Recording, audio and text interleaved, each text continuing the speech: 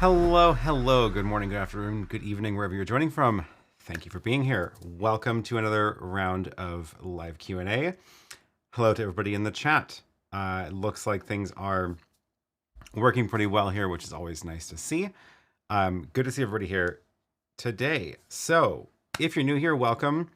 This is live Q&A. Drop questions in the chat whenever you want. We'll talk about live streaming devices, live streaming software, hardware, whatever you want to chat about. Start your message with the letter Q and it makes it easier for me to find it in the chat here. And otherwise, we're going to just talk about what's new this week in the world of live streaming and get things going. What are you doing? Says no behind the scenes stream this week. I'm sorry, I didn't. I was scrambling to get things ready today. So ironically would have been, well, probably not actually very good content. I'm working on the trivia and I got things mostly working, but didn't quite have, I was scrambling to get it done and I didn't quite do it, but I think I might be able to, the last step is showing all the winners on the screen, but I know the winners now, so I'll be able to at least say them out loud. The trivia game, I do have some new questions for trivia. It is, if you haven't been here before, the trivia is basically based on, the questions are based on the last couple of videos I've done about things that are going on in the world of streaming. And the change for this week is I've changed the way that we are scoring, but we'll get to that later. IT Never Gets Old says, yes, I like the map on the big monitor in the background. Yes, me too. I think that's a good use of it. That's fun. And then hopefully we get some, get to see where people are when they are joining a little bit later as well. Do I have a live stream showing everything that I use? No, but I am working on a studio tour video. So my last video was a mini update on the studio. Just a couple of the small things I've done recently. But I am in the middle of working on a full tour, and that will go through everything that you see here, everything that you don't see that's in front of me, and it'll be a full. It's going to be long. It's going to be a very long video. I'll just say that in advance. Okay, cool. A couple of questions coming in. Frankie says, good evening from a stormy Waterford island. Yeah, okay, so the weather here, weather update in Portland, by the way. Oh yeah, I should put on the weather banner. The weather updates down here are based on everywhere that you are joining from. So if you have said where you're from in the chat, then your city should show up down on this ticker with the little weather icon. And Portland, so we got a snowstorm last week, which was, I mentioned it yesterday or last week, but it was on Saturday, the day before the live stream. Snow just came and dumped everywhere, and then it stayed below freezing the entire week until yesterday. It just started to go above freezing yesterday. And also on Tuesday or Wednesday this week, we then had freezing rain come through everything. So the snow on the ground, like 4 inches, and then a layer of freezing rain, which coated everything in half an inch of ice, literally half an inch of ice everywhere. And then it just stayed here until today. It's starting to go away because it's still it's raining now. It's like super rainy, but there's still just ice everywhere. So it's just been a mess. Haven't really left the house in a week because there's nowhere to go because I can't bike in this and I can barely walk. I did manage to walk to the grocery store, but it was rough. So yeah, it's been fun. That's Portland. That's Portland. Okay. Let me go through the chat. I saw a couple of good questions. Oh yeah. So if I saw some comments in the beginning, for those of you who were here at the very beginning, I did something new today, which is I used the trailer feature on YouTube. The trailer, it's a way to like give you something to watch before the live stream actually starts. And that trailer was, I posted it last night, just a brief update on a couple of the headlines that have happened in the last week or two. And The I think it was fun. I'm working on this. I'm gonna try this. It's a new thing. I'm gonna try to do this more often and have this little bit of news headlines before the stream starts. But I'm glad that you guys all like it so far. Speaking of which, one of the stories in that segment was Mackie and Røde. So interestingly, in December there was a press release by Røde and Mackie, and they announced that, the way they phrased it, Røde is acquiring Mackie. And if you actually read, it's actually the Friedman Group who owns Røde already. They bought Mackie, but I guess nobody knows them. So Røde acquired Mackie, so they are now under the same parent group. And that is interesting news. Interesting news. Definitely not expected. And they already had a lot of similar products, not exactly the same. Like, I guess Mackie was getting into the space that Røde was with the little like desk mixers and like creator tools, but Mackie just announced a whole bunch of products exactly in that space, including a video capture card. So now Mackie and Røde have a similar product out there, which is the Røde Streamer X and the Mackie, what do they call it? Now I forgot what they called it. Streams. Oh gosh, it was Mainstream. Funny name. And which are actually very similar. So not quite sure what the strategy is there, but we will see. Or do you disagree with their characterization of the of themselves?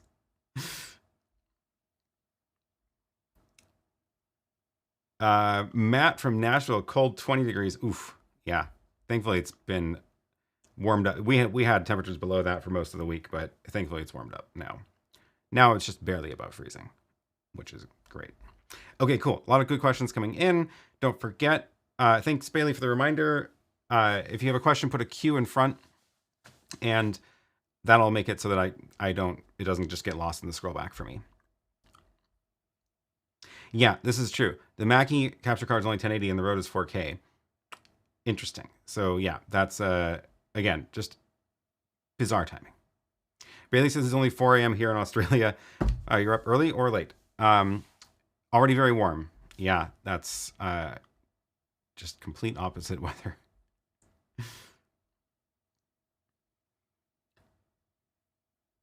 Mark says, do you use any SDI capable devices? Yes. So almost everything at this point is SDI in here. And the HDMI devices are now the annoying ones. So this was a change I did a while ago just to really, it was because I think once I added the video hub, which I'm now ironically not using, once I added that, that's all SDI in and out, and that kind of tipped me over the edge. So everything in here is SDI. So I have a couple of converters for the few HDMI devices that I have, but yeah, you will learn more about that in the studio tour video that I'm working on. I've been seeing exposure changes for the map and the main camera. I wonder if it's just me or if your setting is off. So hopefully it's not me. One thing I have noticed is that when the only thing I can think of that it would be on my end is, which apparently is not because the weather banner is working. If I turn off the deck link output, then the deck link actually doesn't output black anymore. So watch this. If I turn this off, see how everything shifted? There's like just a thin layer over this because now the deck link is not outputting a actual black. But if I turn it back on, oh, weird. It got set to the wrong device. There we go. Okay, now it's back on. So the banner's down there. Now the colors are right. But that wasn't apparently the problem. So might just be on YouTube's end.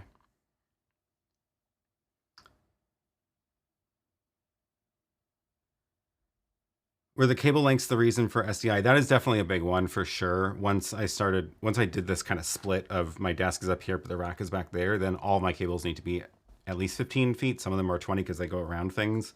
And that's just too long for most HDMI stuff, unless you do fiber HDMI, which is doable now and not actually that expensive anymore. But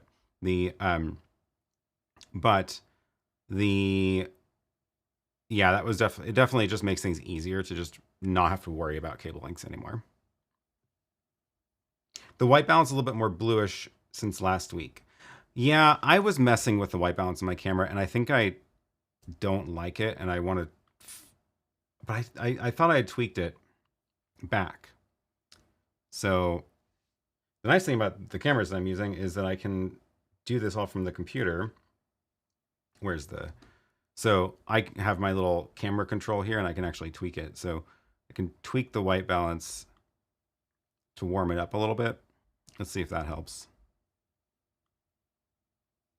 Maybe it's also just a little bit more, maybe just a little bit too bright as well. This will also make the map a little bit easier to see. There we go.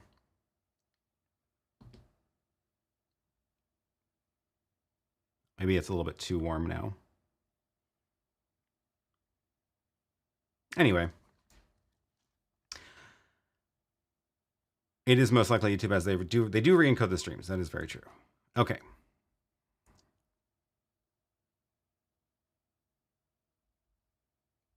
I'm already getting lost in the chat.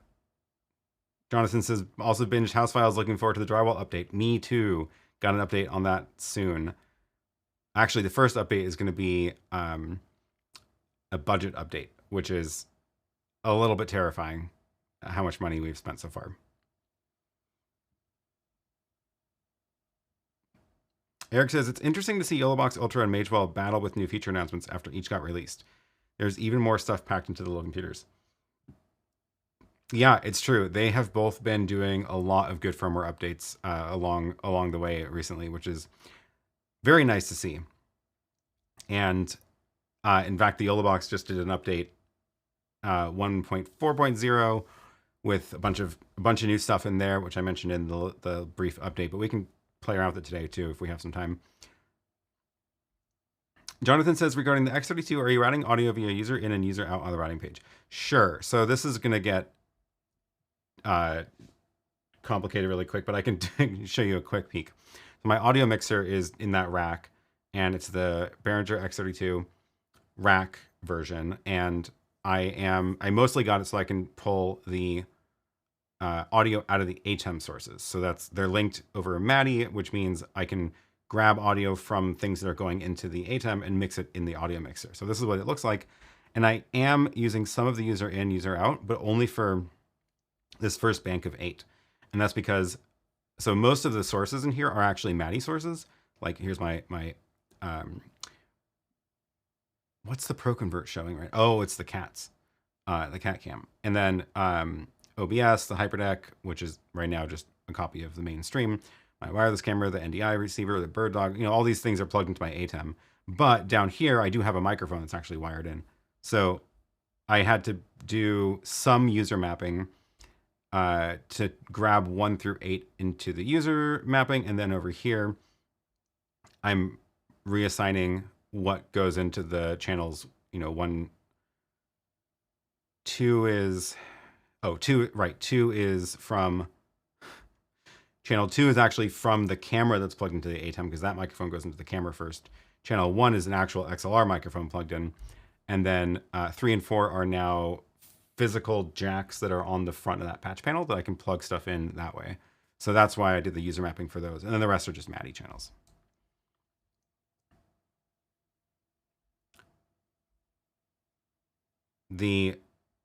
Good morning, Gene. Glad you can catch a live stream.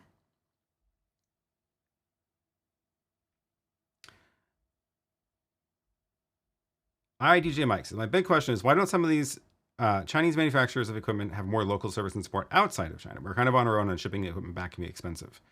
I mean, that's a fair point, but running support and service outside of China is also very expensive. So someone has to pay for it at some point. I know a couple of the companies actually do this. So it is definitely possible, but essentially it means that they have to have a much more of a US presence, which is expensive to do and complicated. And not everybody can run a company like that. So some of them do, some of them don't, and it's something to keep in mind for sure, I guess, as you're looking to buy things. Yeah, Sven says because service is expensive and needs to be factored in on the retail price. Yeah, exactly. I mean, it would just add cost to the company, and then they're going to have to make that up somehow. So their products will tend to be more expensive, and that's why you can usually find stuff cheaper if you're buying it directly from China. Alex says, why don't companies use 4K in their streaming devices? Some of them do, and that's definitely possible. So YoloBox Ultra does support 4K and now also 2K, but some of the ATEM switchers do as well. But those tend to be the much higher end devices, and it's just because it's quadruple the amount of data, and that adds processing power, which adds heat, which means you need bigger cooling sources, and it's a lot. It's a lot of processing. So it's definitely there are some, but it's not everywhere yet because frankly it doesn't need to be, and most things are fine in 1080, and it's just a lot cheaper still. IT Never Gets Old says vendors like Magewell use regional third parties for distribution and some support. Yeah, that's another way to do it for sure. That's right. Magewell has the US distributor, which is the people that I've been working with on the Magewell Director Mini. So I'm chatting with the US people, and I've seen the US folks at the trade shows as well. But it's a Chinese company, but they've hired this distributor or I don't know what the relationship is. Hired is the wrong word. They have a distributor in the US that does all the US sales and support. So yeah. Gwen says, I had to send an OC monitor into China to get fixed recently. Shipping was $120, but they didn't charge me for the fix. Physically broken SDI. Yeah, I mean, shipping is no joke, but that's good that they didn't charge you for the fix. That's good. Okay, good. A lot of excellent questions coming in. Let me just scroll back to the top first. Sakala Studios is cold here where I live near Philly in the high 20s. Ooh, yeah. Just got an ATEM X cast, loving it so far. Oh, cool. I'm glad you are enjoying it. I played around with that one a little bit. I had it here briefly, but haven't really used it since then. But I'm glad it's working for you. Gene says, Chinese companies have to build up relationships with local distributors and service support. Startup companies under 10 years. This is a slow process for them. Yeah. Global business is complicated.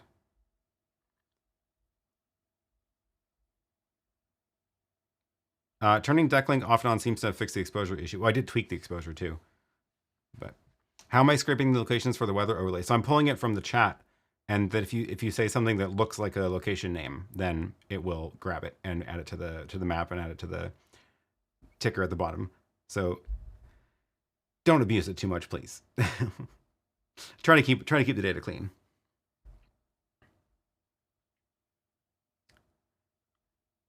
Mark says, good morning from Vancouver. I have been tasked to set up a system for an instructor construction to be able to record and possibly stream. 2 cameras and switcher, ATEM or YOLO tail air.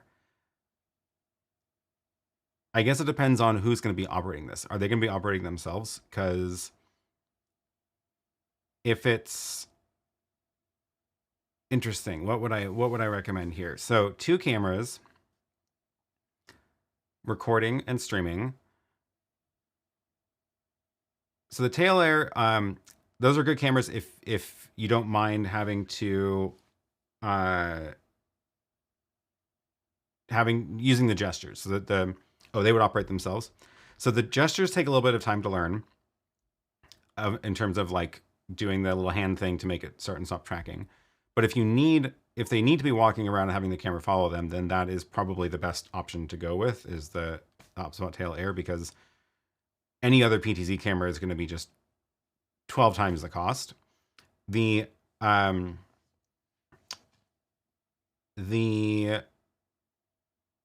that, for as far as cameras go, that's if you need a PTZ camera, auto PTZ camera, that's what I would go with for sure. If you don't need the PTZ feature, I would probably not do the tail air, because then that is going to probably just accidentally get triggered at some point and they're going to get confused. So fixed cameras if they don't need the auto tracking. If they're doing really simple stuff, just camera switching, then the ATEM is fine. What I would say though is if they're operating it themselves and they need to do anything beyond simple, camera 1, camera 2, hit stream, hit record, the ATEM is going to be too much of a complicated thing to learn. It's got the big buttons on the top, which is nice. So if you're doing basic camera switching, great. It's pretty straightforward for that. But once you start getting into picture-in-picture and graphics and stuff, then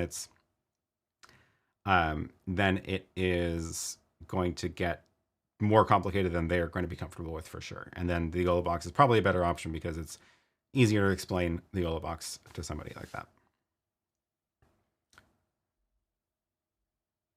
Hopefully that helps. Hi from Antarctica. I just wanted to see if the map moved me. It did. I don't know if you saw it flash back there a second ago. Oh, hello, Petra. Good evening from Eindhoven, the Netherlands. Good to see you here. Oh, we have another rig question. Matt says, if you were starting from scratch, would you go YoloBox, Ultra, or ATEM Pro ISO? 3 camera and a computer iPad. Sony camera, HDMI only. Content is Talking Head Podcast. Ooh, that's a tough one. So I actually did have this set up, although the Ultra wasn't out yet. But the House Files podcast, we set up a studio upstairs before we moved in to that space just for the podcast set and just used it for the whole first part of the podcast before the house was starting to get built. And I built that one around the ATEM Mini Pro ISO because we wanted the ISO recording. So it was, and audio follows video. I think that's actually the deal breaker here. So one of the really cool things, so the ATEM and YoloBox, neither of them have this built in, but if you want the auto switching of like when someone starts talking, cut to their camera, you can do that if you use Mix Effect on the iPad to control the ATEM. Mix Effect can monitor the audio levels of the different microphones and do camera cuts itself. And that's what I was using for the podcast, and it was working extremely well. I was using the ISO recording feature as a backup, and I ended up never actually using it because the auto switching was so good.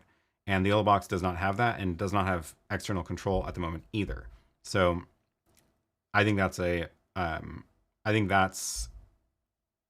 go with the ATEM for that just because of that reason.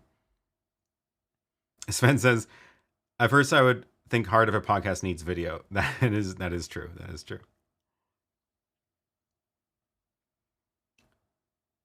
The other thing I'll add about this ATEM or YOLO for podcasting is audio. So the YoloBox doesn't have much in terms of audio mixing abilities. So if you use a YoloBox, you'll definitely want to get your actual audio mix done in an external mixer, like the Rodecaster Pro, which I still haven't actually used. Don't actually have one here, but maybe at some point I will. And to do all your audio mixing in an external mixer and just feed one audio signal into the YoloBox, it's similar on the ATEM, but you do have more options because you do have audio mixing tools in the ATEM. I can pull up mine really quick. So in the ATEM, you do get the ability to have like some dynamics like expander and compressor, which can make a huge difference in the audio quality. And I like being able to do this in the ATEM itself. Of course, if you are using an external mixer, then you can do this in the external mixer as well. If you want the audio follows video feature, you will need to get video follows audio. So if you want to use Mix Effect to do the auto switching cameras, you will need to get your audio into separate channels in the ATEM somehow, which easiest way to do it is if it's just two people, you just do left and right channel of the camera that you're using. Or you could have one microphone going into each camera if you have more than one. So that's something to keep in mind. And that again, that's not really going to work with the YoloBox at all.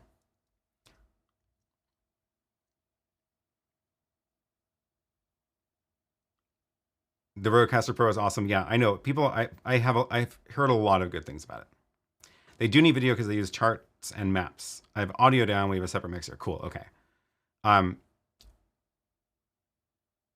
don't know. I've been very happy with the ATEM ISO for the ATEM Mini ISO for that kind of use case, just because it's here's the other thing about the podcast. If you're building out a set, I would go with the ATEM. If you're going like building out a permanent situation, I would go with the ATEM because there's no, once you get it set up, there's no, you don't have to fiddle with it anymore. Like you get it set up, put all your settings in there, save it, and then you just walk up and hit record. With the YoloBox, it's always like more sort of startup setup of like, make sure, you know, you have to boot the thing up, you have to go make a new stream, that kind of stuff. So if it's a permanent setup, I would go with the ATEM. Oh my gosh. Okay, lots of good questions coming in. I'm sorry, Pablo, I don't speak enough Spanish to understand the question. Maybe I do.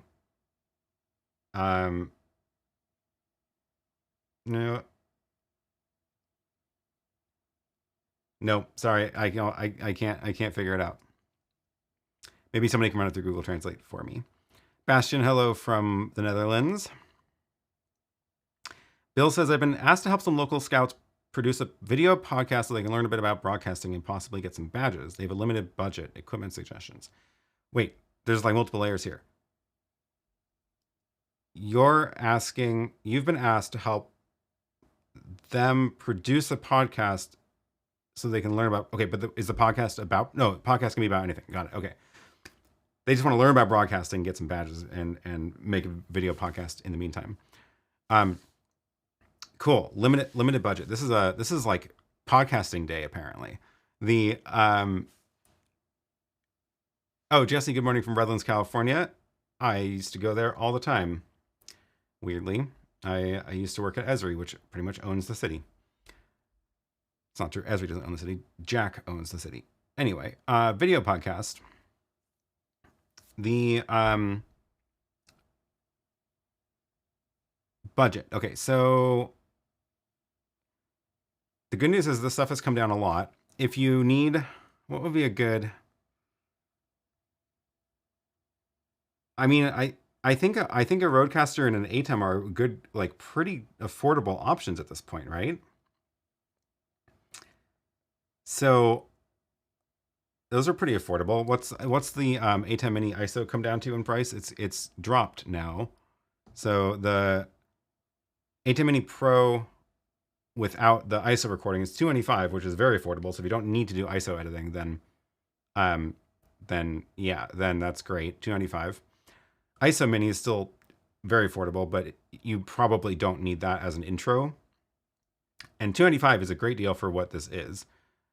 And then that'll let you do recording to a disk, recording the program output to a disk, and then you can use this as a switcher or connect some other things to it. So the nice thing about the ATEM line is that it's you can start small and you can slowly build up your kit, right? So you can start with just the ATEM Mini Pro, do whatever you can with that in your computer. And then if you want later, you can add Companion and a Stream Deck, and then you can add other automation tools, like you can use Mix Effect on an iPad to now control it wirelessly. And you don't have to do it all at once. So it's really good for like, you can just sort of buy into it and upgrade when you're ready. So I like that aspect of it.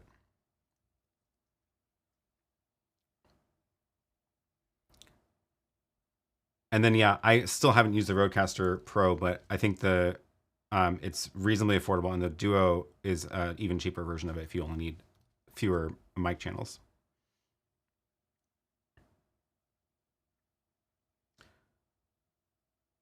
Oh, Pablo, thank you for translating your message. When I transmit with the ATEM Mini at 24 frames per second, there's a loss of frames, and I must configure it at 60 so it doesn't happen. How can I fix this error? From Argentina. Cool. My dad was born in Argentina. How can you fix this? So there you shouldn't be getting any dropped frames from the ATEM itself. If you're getting good results at 60 and then you go to 24 and you're seeing dropped frames, you clearly have enough bandwidth for the 24 because you have enough for 60. So I don't think it's that. What's probably happening is that the if your cameras are set to 30 frames per second, then your cameras will look fine streaming at 60 because it's an exact multiple. So 30 is half of 60. So every one frame of your camera will end up as 2 frames in the ATEM, which is fine. It's redundant, but it's fine. But if it's taking a 30 frames per second and going down to 24, then it's going to look weird because it has to decide which frames to skip or double up every now and then. So if you can set your cameras to 24 frames a second, then that should fix it. Other than that, I have no idea what will be going on if that's not the problem.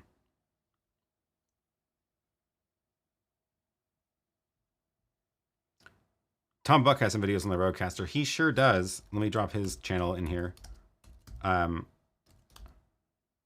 always forget his channel URL. Oh, it is just Tom Buck. Okay. Yeah, I'll drop his channel URL in here. He's got tons of good videos on the Rodecaster. Oh, and now he actually just did, that's right, he did one about the Rodecaster Duo versus the new Mackie DLZ Creator XS, which is their new one. So I would definitely go to his channel for tips on which audio mixer to use to get. He has a ton more experience. I have not had the chance to play with the new Mackie one yet. Yeah, I haven't used a Mackie mixer in a very long time, so I don't have a lot of experience yet. We got 1 vote for Mackie here.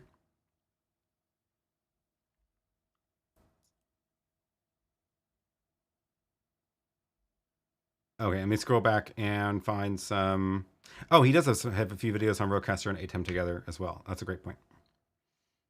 And another good channel, Curtis Judd. Yes, let me go grab his link too. He also has great content.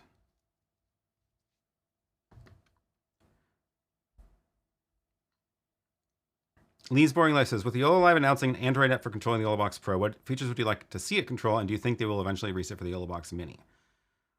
Yeah, so if you didn't see that announcement, so YoloLive actually put out a video demoing their new remote control Android app, and Frank described some of their plans for it. So he actually did say, I'm pretty sure he said it was going to come to the Mini as well. I'm trying to remember if I saw that in the video or in like a comment somewhere. So I suspect it'll come out for the other YoloBoxes as well. I am a little bit, I really hope that they're also doing it in a way where they just publish the API, because I would hate it to be only an Android app or even only an Android and iPhone app. I would love to be able to control it from the Stream Deck through Companion like I do everything else in here. So we'll see how that goes. That's right. Yes. He did say coming to Mini and Pro, but not the original. That's right. And I hope that it is more than just the app. He did say that there's a web version of it too, though. So a web version will be coming. So at least there's that, so you can pull up on a computer screen. But still.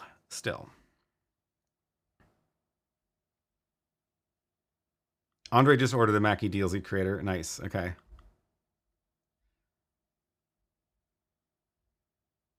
Strange that YoloLive is spending time on remote web control rather than support for Companion. Yeah, I sure hope that part of this, like, ideally what's happening is they're building an API that Companion could use, and then they're also building a web interface that just uses that API, because they want to ship features that, like, they want to ship features that people can actually just use directly, right? That's the whole point of the YoloBox, is that it's out of the box. You can just use it without a lot of extra stuff. But I really, really hope that they at least support people hacking it and like working, making it work with other stuff that they didn't plan on. So Yes. Christopher also hopes they will connect to companion. Cool.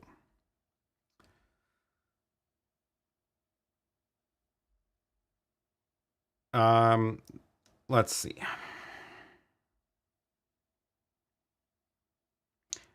Matt says, back on the podcast, it is a set, and I've always done ATEM in the past, but they like the idea of mobile sometimes.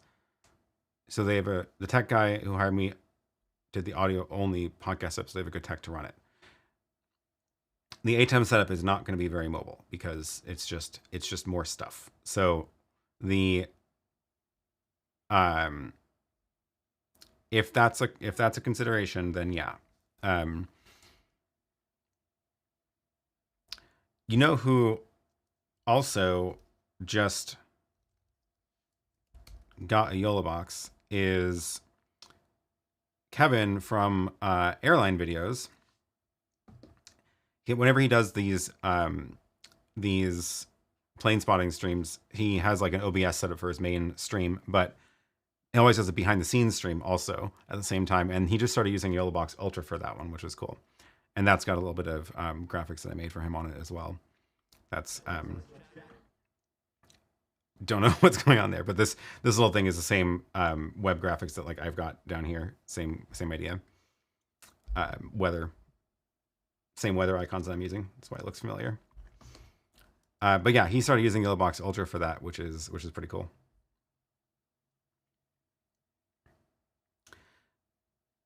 Seabird says Frank did say they will have an API also on the Facebook chat. Oh, cool. I don't go on Facebook, so I did not see that. That's good news.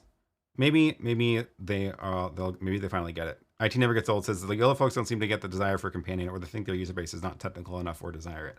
That's the impression I get too, for sure. So hopefully you all are, if you are using the YoloBox, go post in their Facebook group or email them and actually ask for it, because the more people who ask, the better. They do listen to feedback from the users, but I don't know how many users are actually asking for this. I know I've asked them for it a ton, and but that's just me, and they know that I'm not, like, clearly not a beginner live streaming. So yeah. Nick says YoloBox is the least expensive and the simplest way to instant replay for sports streaming.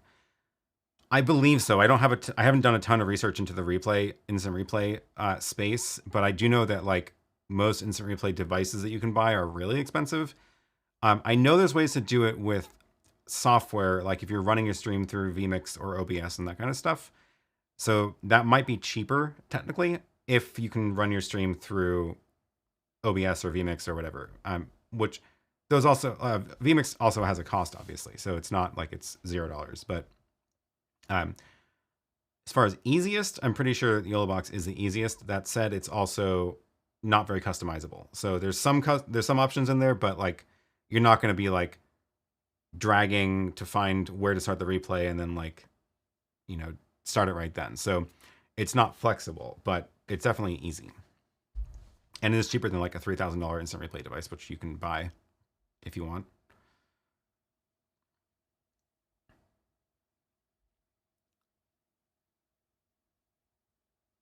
Cool. Okay. Wow. Lots of questions coming in. Put a Q in front of your question because it will absolutely get lost in here if it doesn't have a Q in it at this point.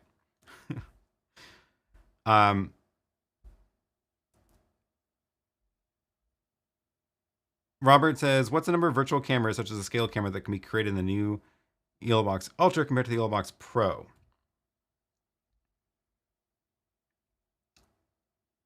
I don't know if I've pushed the limit on that yet. I have the Ultra set up here we could play with, but I don't have the Pro set up now because I ran out of cables. Maybe we'll come back to that and play around with the Ultra in a little bit. Andre says, finally a soft belly of the Director Mini. When we did a corporate Teams meeting where the USB-C port was webcam out, lack of dedicated program out, HDMI is uncomfortable. Oh yeah, if you're using the USB-C port as a webcam, then you don't get a way to have HDMI out. That's true. But you could use one of the streaming outputs for program out if you had a way to capture it onto a screen. But no, I agree. I feel like that's like if they're doing another version of this, like a Director Max instead of Director Mini or whatever, then I would hope that they add more more output options like that, like an actual HDMI port for one. DJ Mike says Max is 2 more angles, virtual angles. Oh, okay, okay. From what I've seen, not first-hand knowledge. Yeah, that sounds familiar now that you mention it. Jonathan says, can you get audio? Oh, this is on the X32 question. Can you get audio out to 1 SDI out on 4Me with Matty card, or is it 8 or nothing? So it's blocks of 8. It's can you get audio out to 1 SDI out on the 4Me? It's no. So the ATEM doesn't have separate audio outputs at all. There's only one audio mix in the ATEM. So if I'm sending audio from here, maybe I can show it to you this way. If I'm sending audio, I don't actually have anything set up this way, but all of the, no, that's not true. I have one thing set up this way. All these MADI inputs in the ATEM are being sent from the mixer into the ATEM, but there's only one audio mix in the ATEM. So all of the SDI outputs are just the same thing, which is, you know, all of the, whatever is the mix here. So if you look at what's actually enabled in my ATEM, I only have one audio input enabled in the ATEM, which is MADI channel 1, because MADI channel 1 is the main mix out of the mixer. So the way that it works is all of the individual angles, like the table microphone or HyperDecks or, you know, remote sources or whatever, those inputs from the ATEM get sent to the mixer. The mixer over here does the actual mix. And then I have this bus over here routed back out MADI back into the ATEM, and the ATEM has it pulled up here just as one channel. And then that's what's enabled on the stream. That's what you're hearing on the stream. So there's, you can't get separate audio outputs from the ATEM, which I think is what you were asking there.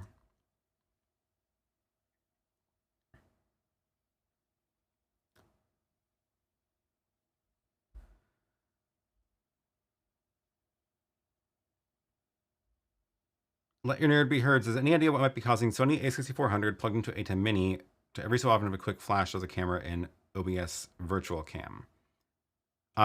Probably cable length. How long is the cable? Because I've definitely noticed that that's one of the cameras that doesn't have the most powerful HDMI out. So I'm using it with, I believe, a 10-foot cable right now. This is up in Lily's studio upstairs. The A6400 it's my old A6400, which is her overhead camera, and that's plugged into her ATEM Mini Extreme with a cable which I believe is 10 feet. It's a 10-foot like micro to regular full-size HDMI, and that cable is fine. But I have noticed that when I was first using it, longer cables would occasionally glitch out like that.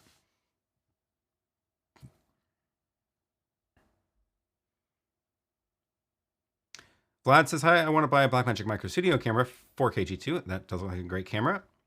Want to know what solution you recommend to transform it into a PTZ. I don't have any experience doing that. I've seen a couple of solutions for just PTZ heads, but I can't recommend anyone in particular because I haven't actually used one. Maybe some people in the chat have some good ideas though.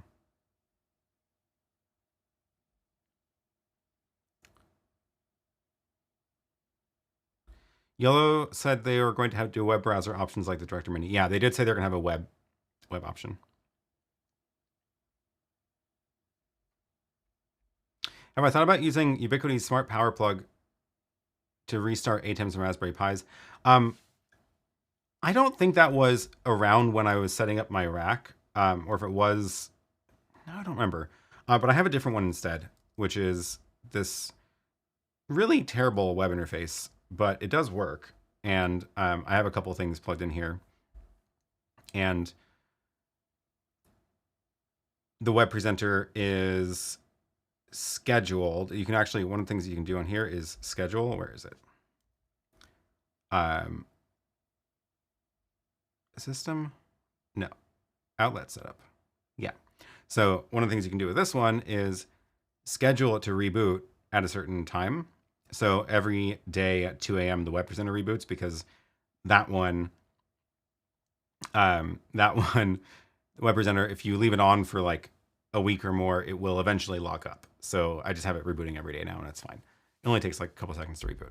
But yeah, from here I can turn on and off outlets or just do a quick reboot, which is cool. Definitely, I recommend some way to be able to reboot your devices remotely, but I haven't used the Ubiquiti one itself. IT Never Gets Old likes the Ubiquiti PDU.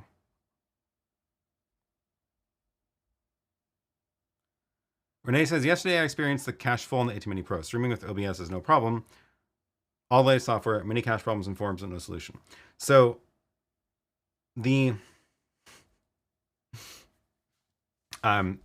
problem with the ATEM is that it does not handle network issues very well at all. So if your network is very clean and fast and no issues, the ATEM is great.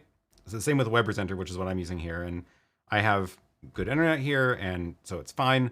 But at the first sign of internet trouble, the ATEM will start filling up its cache because it's not able to get the packets out. And for whatever reason, whatever they've done with their streaming encoder, it just doesn't handle that gracefully. And other streaming encoders handle bad network issues better. So that's, I'm assuming there's like some, you're right at the bandwidth limit, or there's a little bit too much network latency, and OBS is able to handle it because it streams in a totally different way than the ATEM Mini.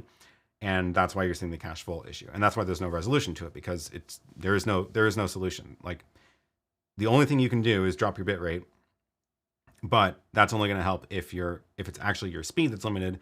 But if there's like extra network latency, that won't help anyway. So there's not really a good solution for that. And that's why I don't recommend the ATEM Mini if you're like, I don't recommend the ATEM Mini's streaming encoder if you're going out to unknown network locations.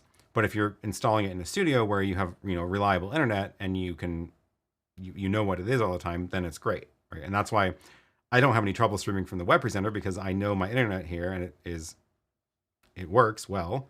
But I wouldn't take the web presenter out to a gig because I know it'll eventually fail, which is unfortunate, but yeah.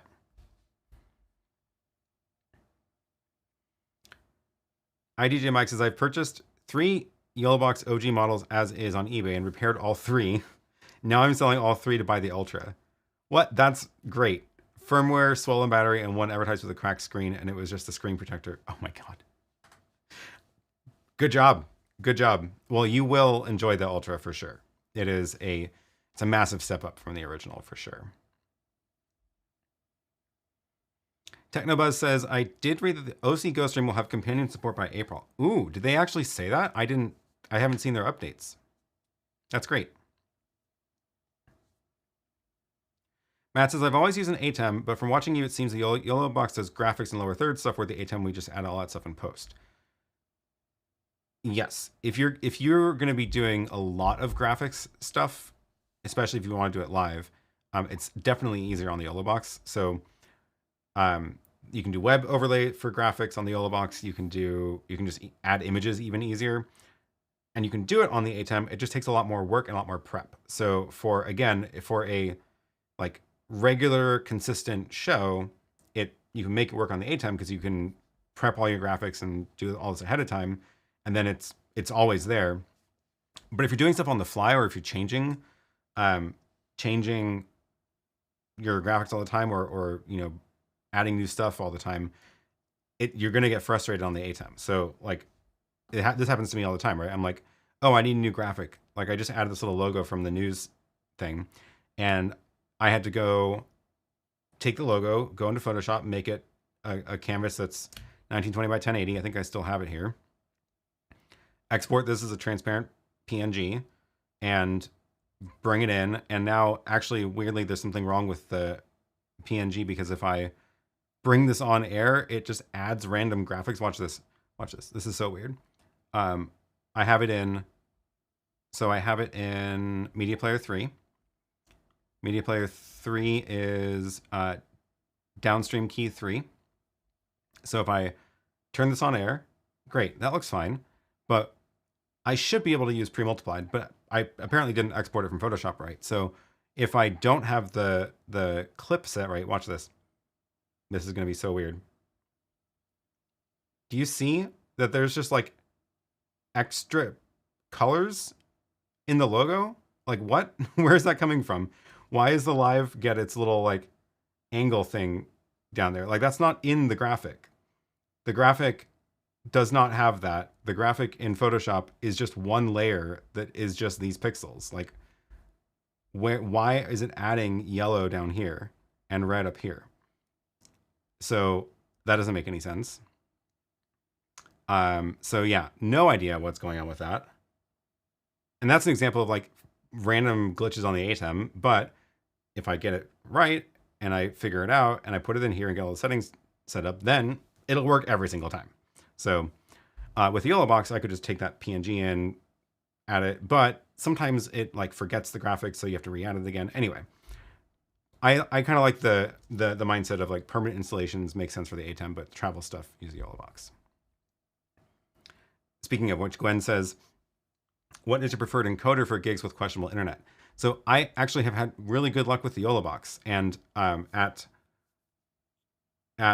ResolveCon, when the web presenter was tanking because the hotel internet was crap, we actually were able to get back online by routing you had a big switcher set up, route that program output into the YoloBox and stream from that instead. And that handled the bad internet connection better than the web presenter did. The web presenter was just like unable to send anything up, and the YoloBox at least got something out.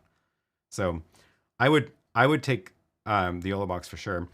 I haven't yet done as many experiments with the Magewell Director Mini, but I have a feeling it's going to be a good option for that as well. And I like that it's already got remote control in it, and you can do the Director Mini might end up being a better option as like if it's just the last step in the chain, better than a YoloBox. But yeah. Thank you for the reminder, Eric. 122 people watching, but only 21 likes. Don't forget to like and subscribe. Thank you. Hey, I think the sound worked that time. I had to re-export that sound as a 48 kilohertz wave instead of a 44.1. Raul says, I was wondering if I have a streamer X for each camera and bring it into the ATEM so every video podcast member has control of the mute and better audio in each input. Is this idea crazy? The problem with this plan, I like it. I like where you're going with it. I like it. The problem with this plan is that the output of the streamer X is it's actually pass-through. So you have a HDMI in, HDMI out. The HDMI out is actually pass-through of the HDMI in, including audio. So the audio that gets sent out the HDMI is coming from HDMI, not from the XLR microphone. I wanted it to work this way also, like you're saying, of like XLR in, HDMI in, take the XLR audio, send it out the HDMI, but then that means it's not pass-through anymore. So that's the flaw with this plan. So if your audio goes into the camera, then this works fine, because then the camera's HDMI out goes out the streamer X. And then, yeah, but that's the problem. I like it though.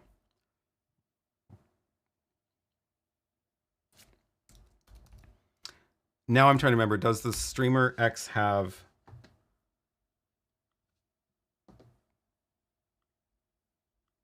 Does the streamer X, what output does it have? Audio out. It's definitely not meant to do that, but let's see. Yeah, they call it headphone out. So you probably can't plug that into a camera input. It might work, but it'll depend on the camera because it's not a mic output or line output, but sometimes it does work. The reason this is pass through is because what they're expecting you to do with it is use it for gameplay capture. So plug in a second computer, like your gaming computer, into the capture card, and then output from that into a monitor that you're looking at, and then you want 0 latency, right? And that's the point of the pass-through, is that it doesn't actually process the signal. If as soon as you're trying to merge audio into it, then it has to do processing to it, and then it's not going to be 0 latency anymore, which means it won't work for the gaming. But I like it. I like the idea. It just unfortunately isn't going to work for that.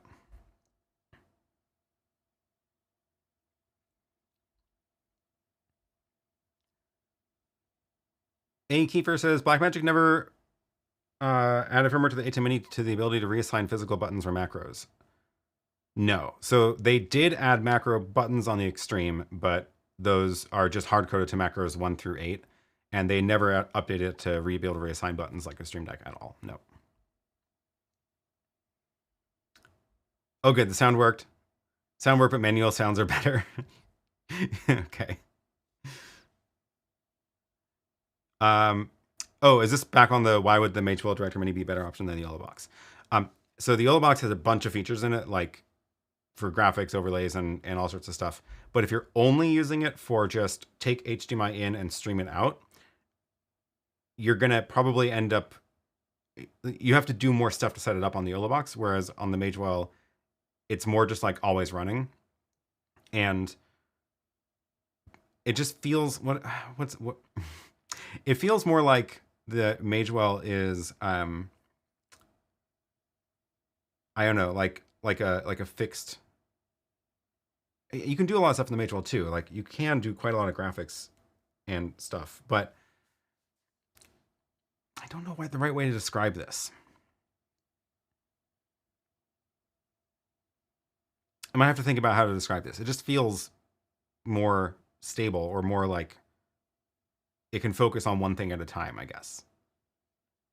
I don't know.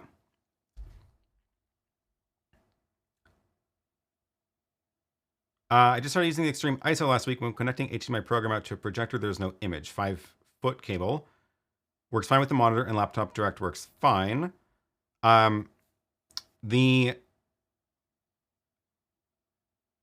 Probably what's happening is that the frame rate of the ATEM is not working with the projector. So one of the things you can do on the ATEM is change the frame rate that the whole thing is running in. So this is my ATEM Constellation that's doing the stream right now, and the switcher video standard is set to 1080p 30, and what that does is any of the outputs are then this format. The Constellation actually has different outputs, different. You can set the multi-view to be a different video standard if you want. I'm guessing, so if your stream is set to 30 frames per second, or 2997 or 25 or whatever, some monitors like only take a 60 hertz signal input, and they won't show anything with a 30. And actually, I accidentally ended up with one of those. It's the monitor that's on the desk back there only works with a 60 hertz signal, and it can't show the screen. It doesn't show an image if I try to plug that in directly. So I have to run it through a scaler. So if you can run your stream in 60 frames per second, if that makes sense for you, then that'll probably work with the projector. Otherwise, you'll need a scaler in between.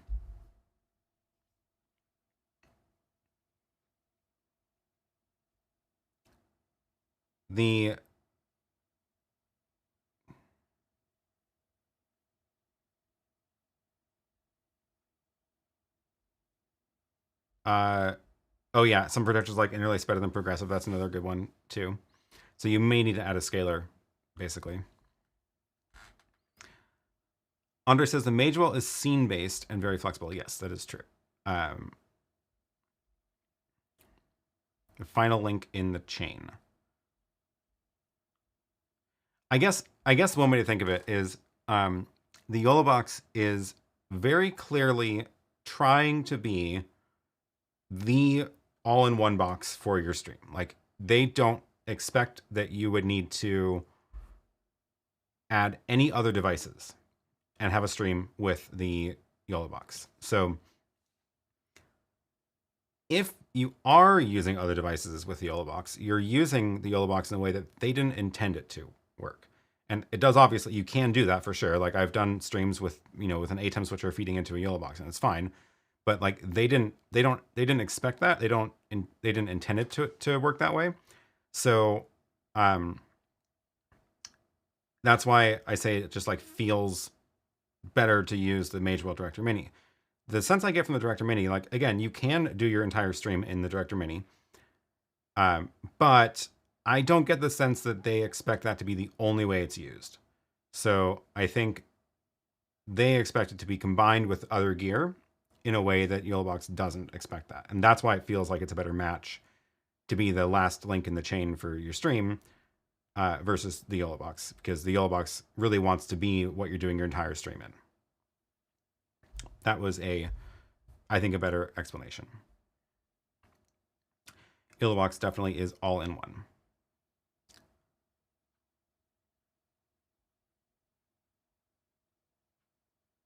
I want Røde to make the device Raul is asking for, because that would be great to have a box the size of the streamer that sends an HDMI with audio to the ATEM. I agree. I think that'd be a great device. They probably can't change. They probably can't change it in a firmware update, because that kind of stuff with the pass-through HDMI ends up being like a physical hardware to make it actually pass through. But I agree, that would be a great device. Maybe Mackie can make it. Actually, maybe the Mackie one works that way. I wonder if it does. Let's find out. The Mackie mainstream. So this is very similar to the Streamer X. It has, where's their photos of it? It is also called pass-through. Look how similar it is. So they have left and right for speaker. They have headphone out, phone connection, microphone. You can change whether the microphone is direct monitor or not, but their HDMI out is also a pass-through. So I'm guessing same problem. This is also like a little bit more buttons than you want to give someone for just controlling their own podcast. I agree that this thing would have been a great way to do that. I will pass that feedback along.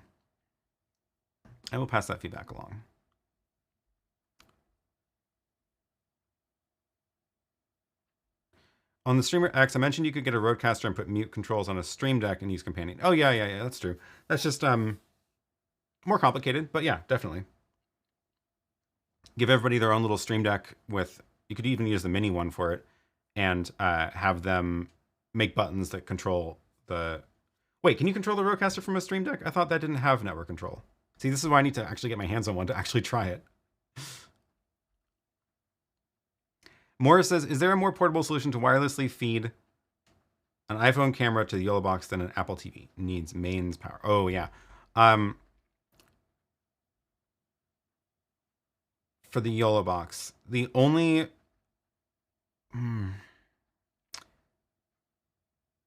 Let me think. Apple TV, yeah, you need mains power for that. The guest feature won't really work for that well.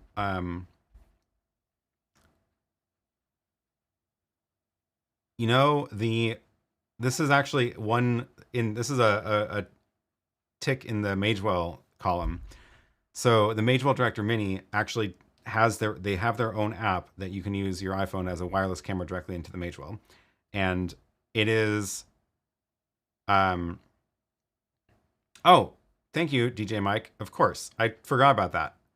Now that you can add more than one. So NDI would work, of course. So the Magewell has their own iPhone app, and you just like launch the app and then it can connect into the Magewell Director Mini as a wireless camera. The YoloBox doesn't have their own iPhone app yet. They're working on an app. Don't know if they're going to put camera in it. But the YoloBox Ultra has NDI, so you could do it that way. Use an NDI camera app on your phone and add your phone camera in over NDI. So that would be the more portable solution. Yeah, you could do Apple TV, powered via power bank, because it's doesn't take a lot of power, so you could run it off of a converter, but that's not, now it's not portable anymore because you have like all this extra junk to connect to. The Roku is small and cheaper than the Apple TV. I don't think you're going to be happy with the performance of a video stream over the Roku. Same with the Fire TV. The Fire TV is running that map right now, and it's even slower, noticeably slower running a website compared to OBS running a website. But I don't think you'll be happy with the video performance of that. But yeah, either in that case, you still have another stick to plug in and power, but with the NDI, it's all built in. So I would go with NDI for the YoloBox. Ultra. Only the Ultra supports NDI. Oh, Bailey says they don't have companion plugin. Just using standard MIDI or OSC for it. Well, at least there's OSC, because then you can at least make it work with companion that way. But yes, there'll be more work. So I like the suggestion. Geez, my chat keeps bouncing around. Call it the Streamer X Guest. That is a fantastic name.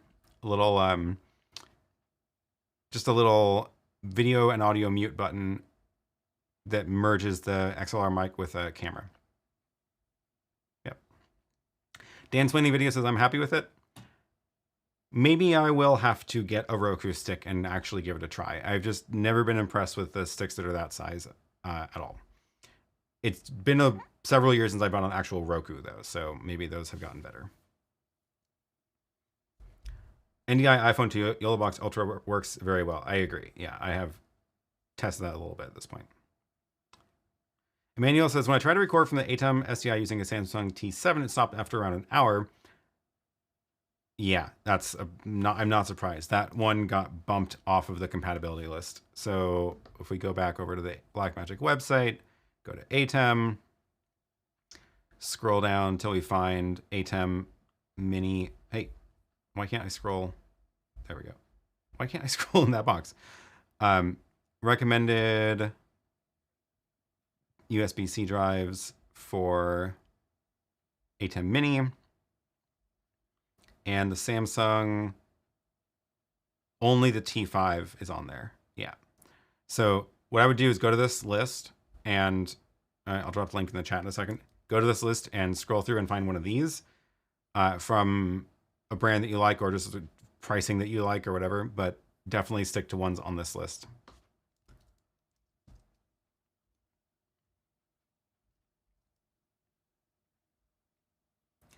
How many simultaneous RTMP inputs can the YoloBox Ultra handle? I need to record stream a karate tournament with 4 remote cameras across 4 separate arenas.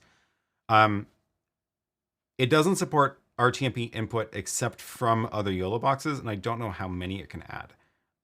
You are probably better off doing NDI for this if you can get your network to span that distance. But if they're actually across the internet, that's not going to work either. And at that point, you might need to go up a notch in complexity of your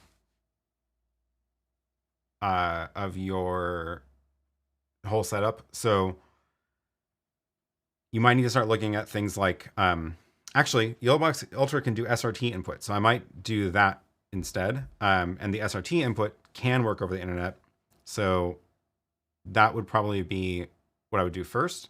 Try that. You are going to have to deal with your either VPN or port forwarding situations to make that work, but it is doable. And then I don't remember how many they can add. I don't think it's 4. Maybe I should just go over there and play around with it really quick.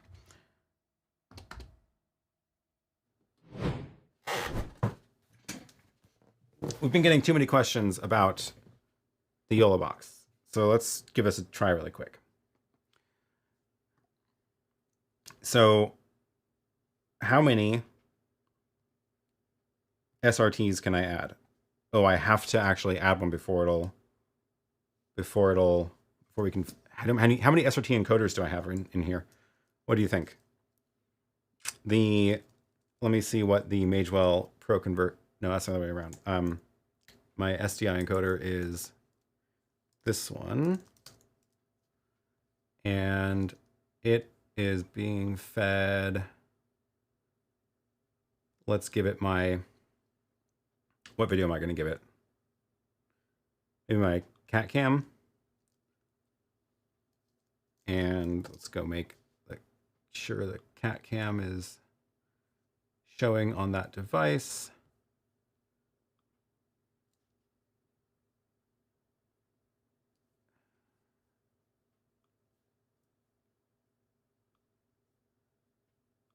make a new one and give it just the loft camera.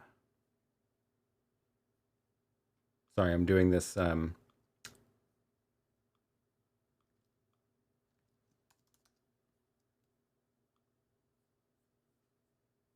Oh, I can do it from this.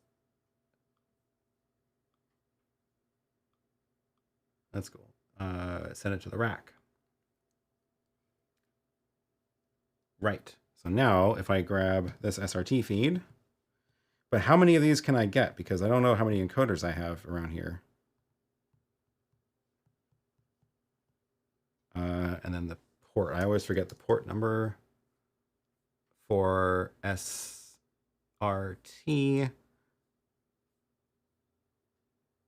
SRT port is 9000.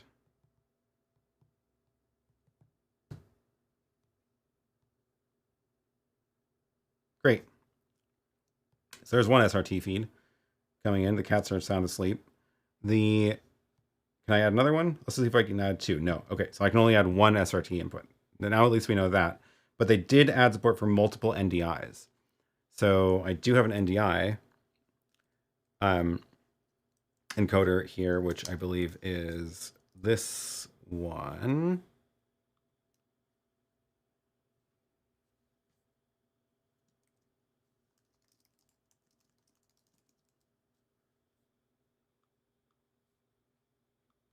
Oh, come on. Give me password. Why is it not autofilling my password? The Magewell devices all make you set an actual password, so they don't just default to admin, but which is good, but also it's a little bit annoying sometimes. Okay, this one is, let's also set the NDI to the cameras. And the Pro Convert is showing up. Now I have NDI and SRT. And I can add more NDI.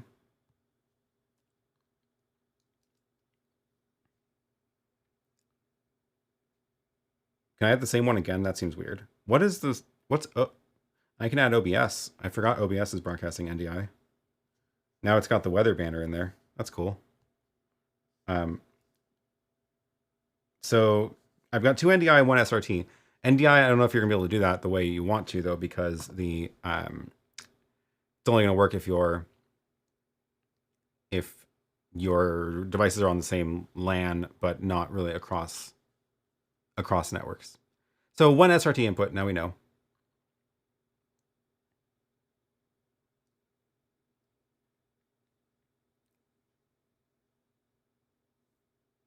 Doing it live. Yeah, they did say the max 3 NDI.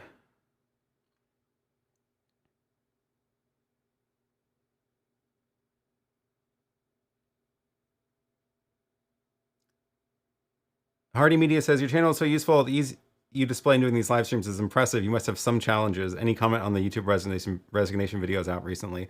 I haven't actually watched those yet. I've seen, I saw MKBHD did one, but I don't think he's actually quitting. And I did see Caleb posted a similar video, DSLR video shooter, but I haven't actually watched the whole thing, so I don't know the whole story, so I'm not going to quote it.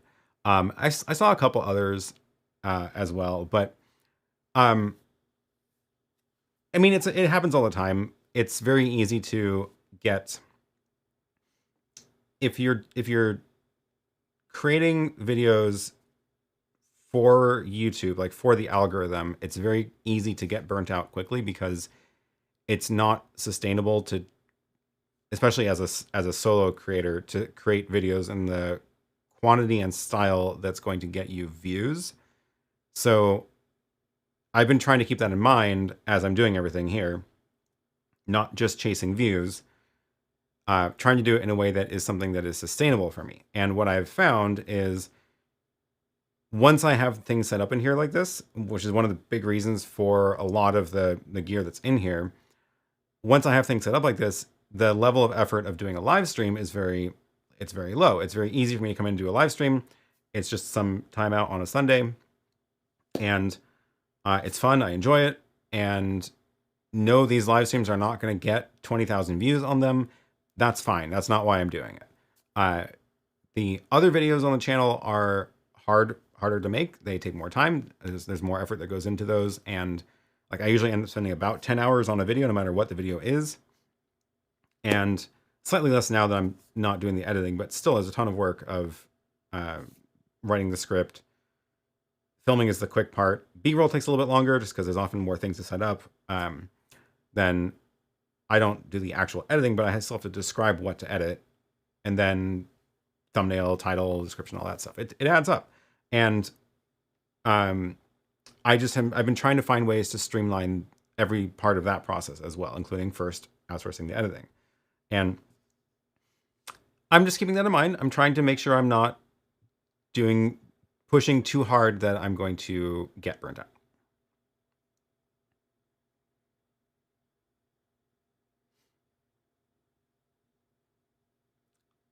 MKBHG elaborates on the concept. He's going nowhere fast. Okay. See you later, Bailey. Thanks for joining. Get some sleep. Oh, so it was late for you. Okay. Got it. Yeah, that's late. How many was the Director Mini doing? I don't have it here. I think it's upstairs because I was using it for cat cam for Lily's stream. I don't remember. I don't remember how the limits on that one.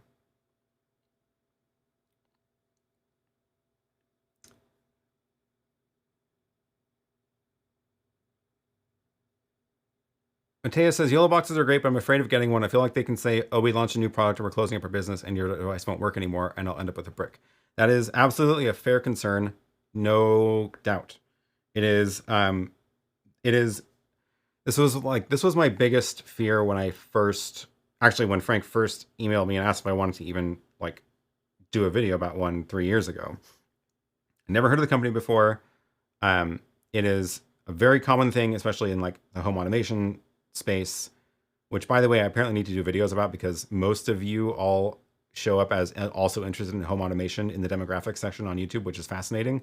But anyway, the absolutely a valid concern. What I will say is that I was so interested in the box, the original YoloBox, originally because it ticked all the boxes that I had previously been using the Sling Studio for, and they kind of went out of business. As an example, it does still work technically, but this one is more tied to YoloBox, YoloLive, the company, than the Sling Studio is, and I was definitely afraid of that. I will say it's like 3 years later, almost 4 years later, and they are doing all the right things and showing all the correct signs in terms of this appears to be a very long supported device, and I don't think it's going anywhere. They have launched new products, but every product has been a pretty solid upgrade for a good reason. And it's a little bit sad that the original YoloBox is like effectively not getting updates anymore.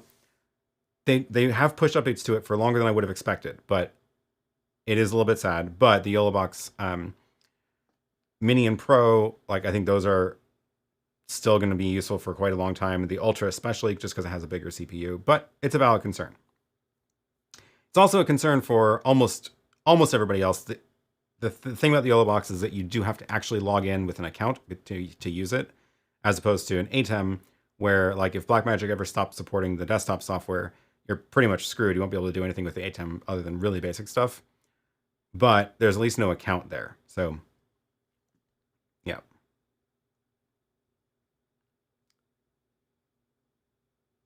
Gwen says, one of the things Caleb talked about in his video was hating the whole optimization for algorithm versus optimizing for personal satisfaction. Exactly. That's very well said. See, I think I think this is what I've been trying to do is like, yes, I want the videos to be successful, but I also want to make sure that I'm doing the videos first for me, and like in a way that I'm not going to get burnt out with. Let's go back here because I can see the chat better.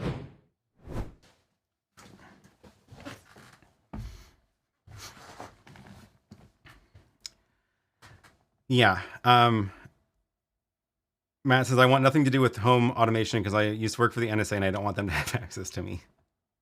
I want nothing to do with most home automation products for that or similar reasons. Also just because like even Google's home automation products, they just shut them down randomly. Then you're just like stuck. Like what is the current one that everyone's dealing with? I think it's the Dropcam got bought by Nest. Then Nest got bought by Google. And now Google's dropping Dropcam. I think that's right. It's, and then yeah, you're just stuck with like useless cameras. So what are you doing? Says you can have automation that's not internet connected. Yes, you can. But yes, it's true that most of the current products that you would easily buy as a consumer are internet connected and tied to accounts. And I don't want anything to do with those. And if you look around, the number of those types of things I have in here is very low, almost zero.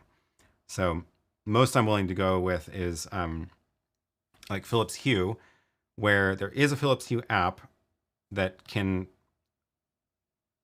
through their servers, find your hub at home, but the actual light control is run from the hub that's inside the house.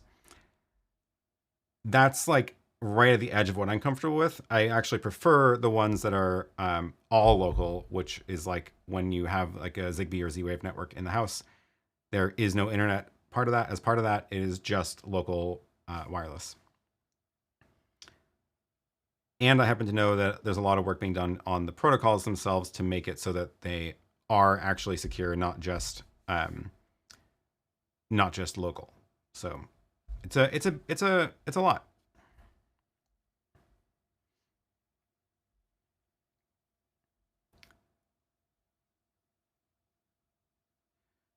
I think part of the key is some of these people are trying to do this as their only income stream.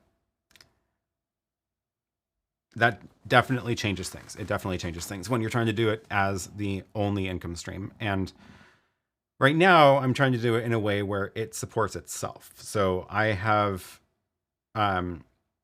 obviously I've spent a lot of money on this stuff, but that's all come from the channel. So, and I don't take anything out of the channel because I have a day job. So all the money that from the channel goes back into the channel and that it just sustains itself. So it's, I'm pretty okay with that. And I haven't had to like put any new money into it. And I haven't taken any money out of it but if that ever changed, it's very easy to get into,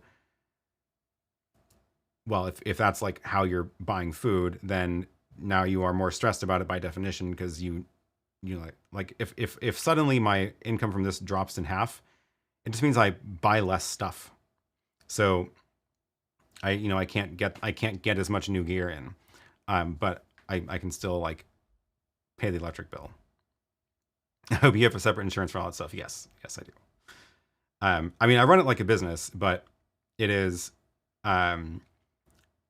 its own business at this point, basically.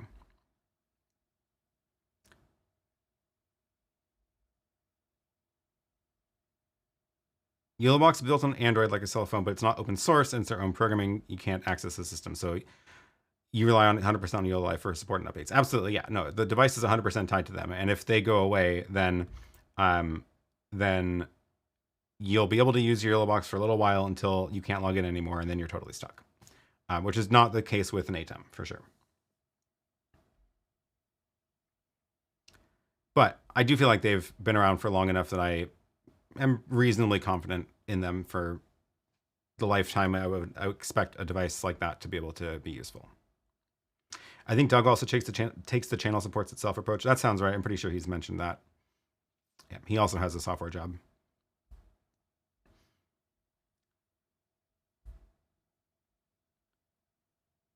Can one create his own cloud and send in stream like YoloBox to do more than one streaming platform? Absolutely. Yeah, totally. I didn't do a video about exactly that, but the video I did about the Raspberry Pi this is an old video now. I need to update it because they changed the software on the Pi. But this video I did a long time ago about the Raspberry Pi as a taking an RTMP stream in and then outputting over HDMI. If you follow that, you'll get you'll end up creating all the infrastructure for what you're trying to do, which is restreaming. And then it's just a little bit of configuration changes. So I'll drop this in RTMP video. I'll drop that in the chat.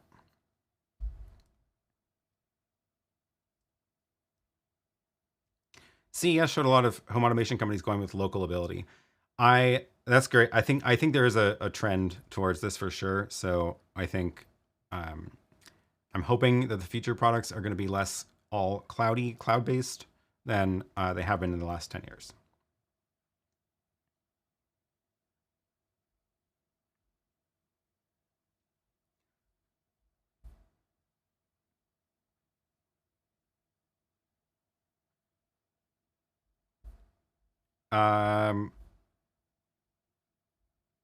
Okay, now the chat is just on home automation, which we're going to move on from that. Let's go back to video. Oh, you know what I completely forgot about is the trivia game. So let's do that. Seems like a good time to play trivia. Did the weather think that Petra is the name of a city? That's funny. It's not a perfect system. It's not a perfect system. Matt says, I'm retired and I do all this mainly for fun and keep from going stir crazy and driving my wife crazy. I mean, yeah, that sounds great. I would like to do that at some point as well.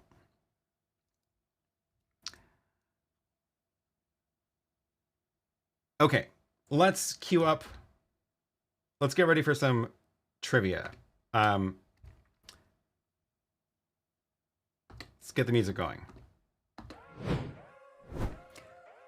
Okay, the way that this trivia is going to work is different from before. So what we're gonna do is we're gonna queue up a few questions. They're all based on information that has been in the last video or two on my channel, especially the one that was the trailer for this stream. And they're multiple choice questions. The way that the scoring works now is everybody who guesses the right answer will get a point for that round.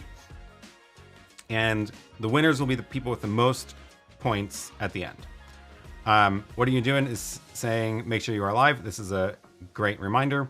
If you don't see the little live icon in YouTube with a red dot, then click it and it'll skip you ahead. Your progress bar might be scrolled back if you, whatever reason, are scrolled back. So make sure you're live. However, it is not first. It's no longer first person to get the answer that wins. So now you only get one answer per round. So make sure you save it for the right answer. You get one guess. Whatever you guess first is your guess. You can't change your guess later. And everybody who gets it right gets a point for the round. So, are we ready? We're gonna do, oh, and the time, it's timed now. So there's 30 seconds to answer the question once the options are shown. Okay.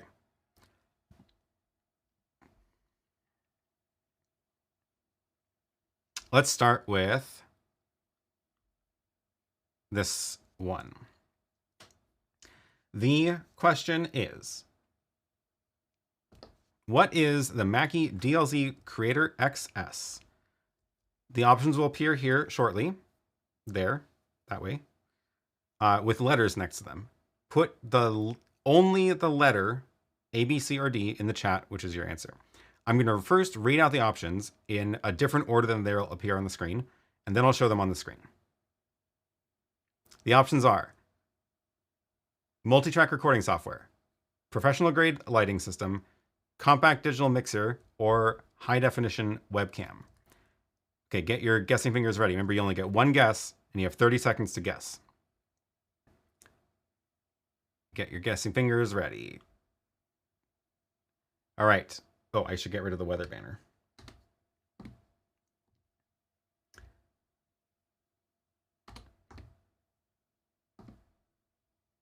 "15 seconds. Get your guesses in.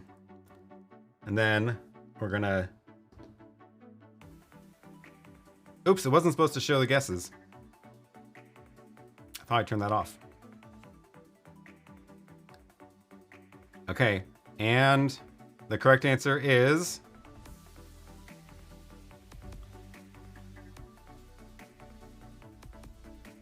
correct. Compact digital mixer. All right. That was too easy. I agree. That was an easy one. We were talking about it all day already, so that was an easy one. But great, you all got it right. Let's see who got it right. A lot of folks. All right, so you all get a point for this round. Congratulations. Next question. That was too easy. It's too easy. If we can get this down, then eventually I'm going to add some prizes onto here. Okay, here's a new one.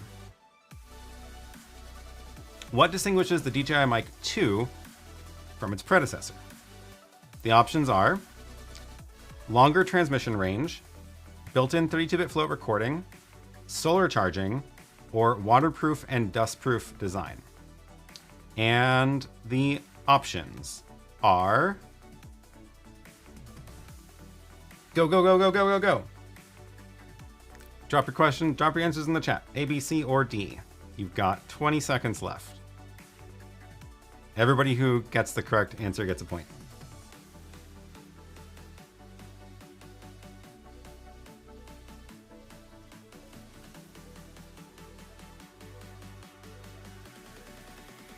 I'm gonna use this opportunity.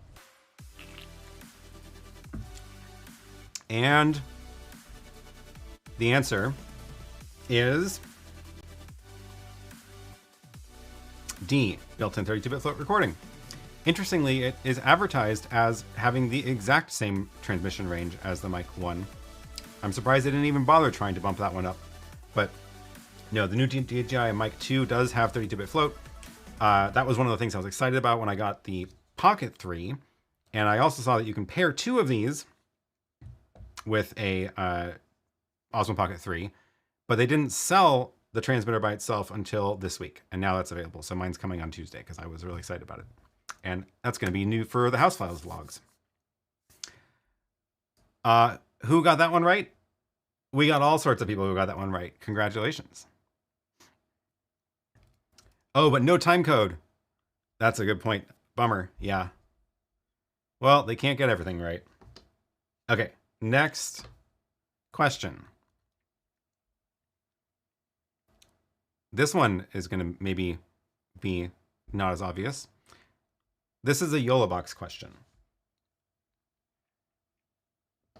What new feature was added to the YoloBox Ultra with its latest firmware update? The options, in no particular order, are 360-degree video support, automatic video editing, ISO recording support for USB, NDI, and SRT inputs, or live streaming to multiple platforms simultaneously. Get your guessing fingers ready. The options are...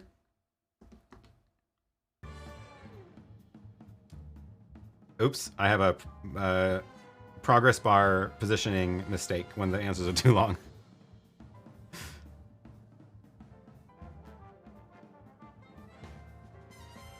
I'm gonna have to move that progress bar somewhere. I guess I can put it at the bottom. Okay, get your answers in.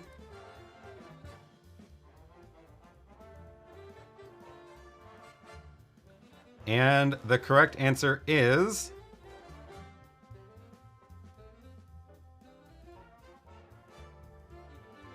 ISO recording for USB, NDI, and SRT.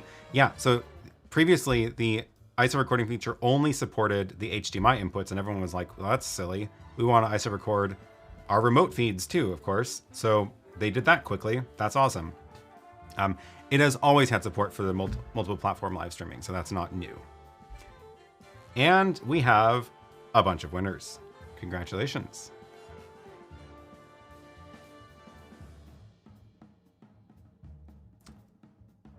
Okay, let's see. Was there anything else in the chat? Take a little trivia break and see how the rankings are doing. We've got, so far we have a lot of people who have gotten all 3 right, so we may have to do some more rounds of this. But let's take a look at the chat. I love me some of the AMPK trivia contest. Points should only count if you have hit like on the stream.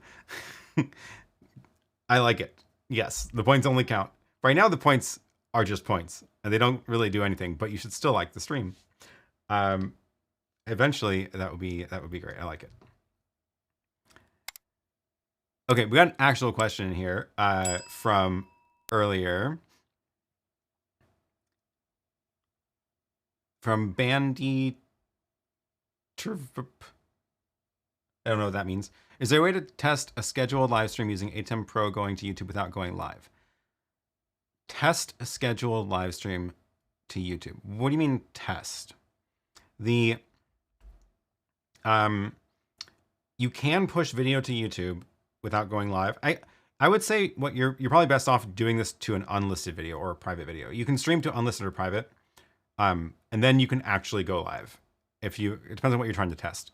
So you can push video to YouTube without being live, and it'll show up in the console, but the YouTube live console sometimes doesn't actually show you the correct thing, which is extremely annoying. But you can also just like make a private live stream, push to that, actually go live, run through your show, and then see what it looks like. And that's what I would recommend doing. I've done that plenty of times for testing stuff.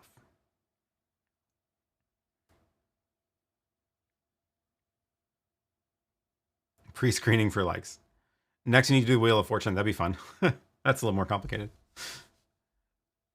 Just Truckin says, I appreciate your content. I'm trying to get a podcast going for my son's gaming channel on top of my trucking channel, and you've helped me a lot with my ATEM.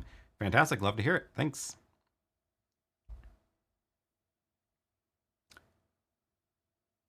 Aaron may not have launched 1,000 YouTube channels, but certainly helps to get a few people's feet wet.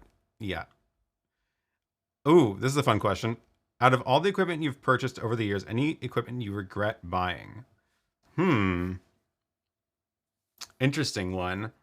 What do I regret buying? Now, it's hard to think of it because if I regret buying it, I either haven't used it and it's just sitting in a box somewhere, so I'm not thinking of it, or yeah. I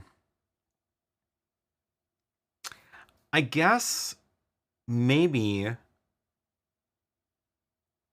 it's actually that.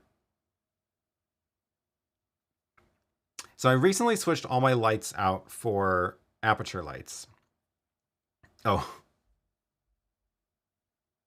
No, okay. This is absolutely the correct answer. I'll give a more interesting answer in a second, but absolutely.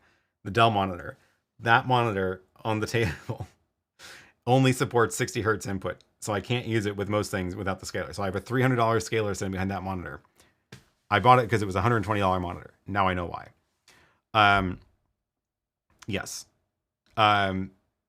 Absolutely. That is the top regret. Second regret, possibly more useful answer, is the lighting. So I swapped out all the lights for aperture lights, and I've been happy with them mostly. Sometimes they are a little glitchy, but mostly been happy with them. It's nice that I can control them all from the iPad now. I can just go like, oh, now all the lights are off. And this is just from the monitor. That's light from the monitor.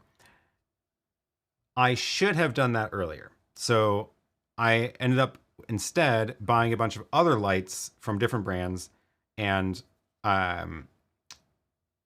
ended up with just not as good of a solution. They're all fine lights, but now I'm trying to sell them and get rid of them. So speaking of which, if you would like any of them, they're all fine. Like, they're all good lights, but they don't all sync up with the Sidus-Link app. So if you don't care about that, then you can get a good deal on these lights. I have a few more things left in my shop. Where did my YouTube tab go?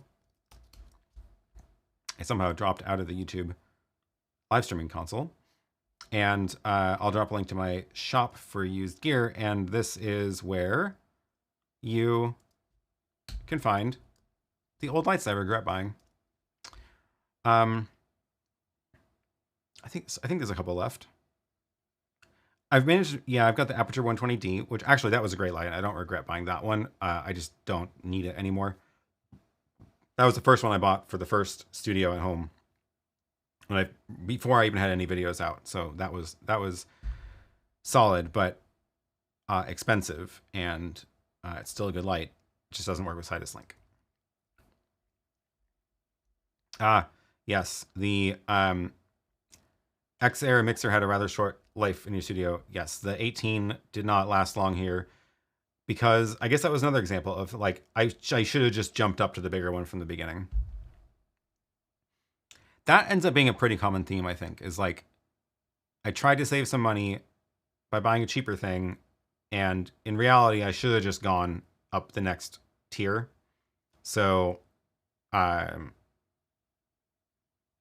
need to keep that in mind. And that's actually the reason I went with the ATEM 4ME, which is huge and maybe, you know, not strictly necessary, but I didn't want to buy still a relatively expensive 2ME and then regret buying it and have to deal with it later. So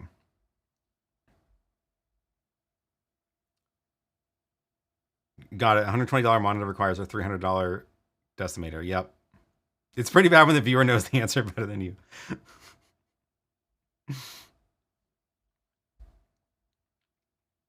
Ben says, good to see you. What are your thoughts for recording desktop screens with an ATEM as high quality as it could with something like ScreenFlow? Well, I thought ScreenFlow is recording software for the computer. So if you're recording from the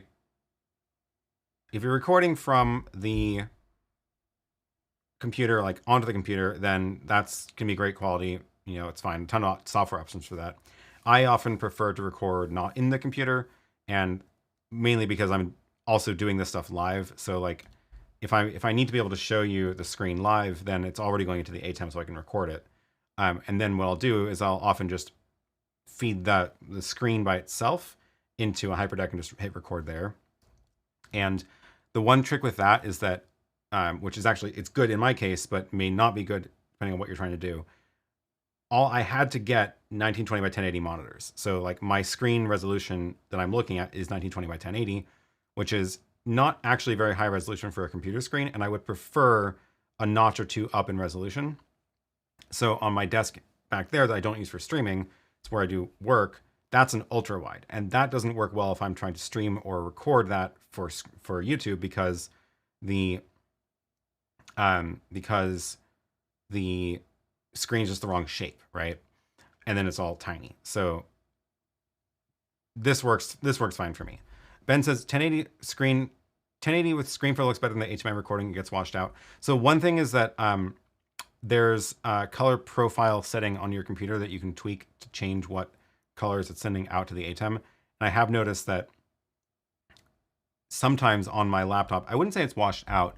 Sometimes it looks a little bit yellowy compared to normal. But if you tweak the color profile on your computer, you can make it look good. And again, like my computer screen is going into my ATEM just the way I would record it. So whatever you're seeing here is what would get recorded. And I think it looks fine.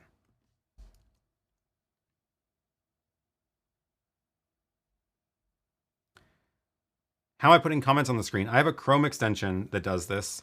I'm actually using a slight variation of my Chrome extension. It's all like custom built, but I have a Chrome extension that does this and lots of people use it. I actually have a video about how to do it.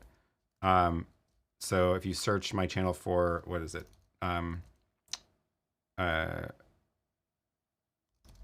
Where's the video? How to add live chat comments over your stream. I'll drop that link in the chat.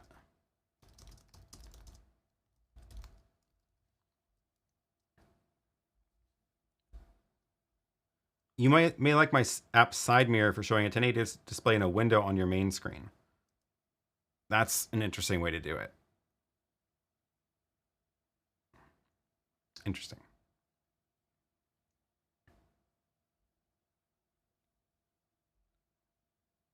The buy it cheap, but buy it twice. Yeah, I often also regret going with the cheapest option just to save money.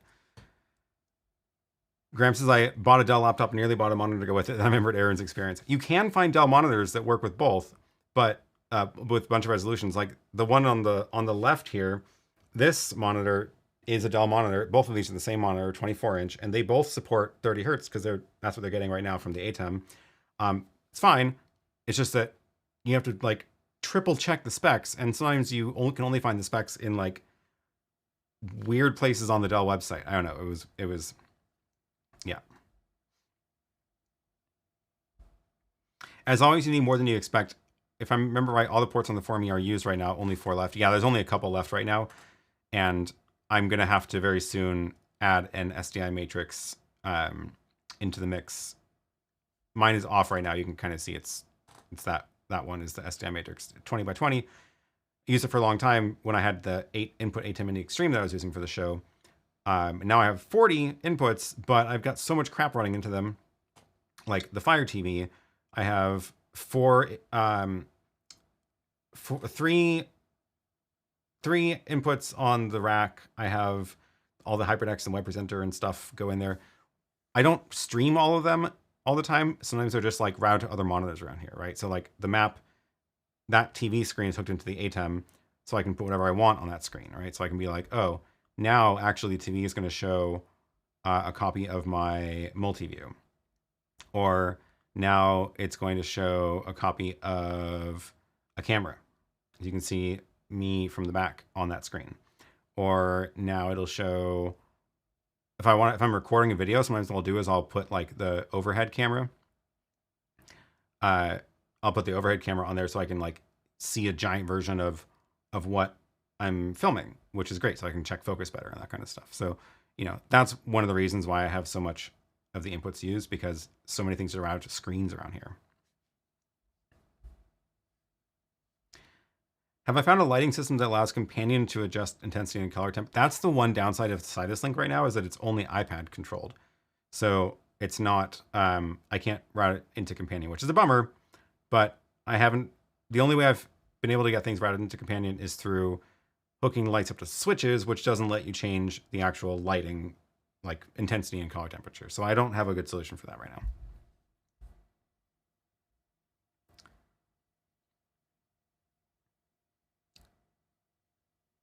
Cat cam in the background. Oh yeah, totally. Yeah, we can do that. We can put the cat cam. I think they're still asleep. That's at some point I need to actually do a video about this, because I'm pretty pleased with how we've managed to do this. This is Lily's studio, so you can see that's like a light right up there. Her entire video studio is set up on a single pole at her desk, and it's been working great. So I need to like do a proper overview of it. It'd be cool to set your background monitor to automatically switch. I could do that. Maybe if it's like 20 seconds to 30 seconds, it won't be too distracting. I have a 10-bit calibrated Dell monitor where the edge of the picture turned pink days after the warranty ran out. Why is it always the case that they break days after the warranty? I had something else just happened to me with it, with that. What was that? What was it? It was, now I can't remember. Oh, it was a hard drive.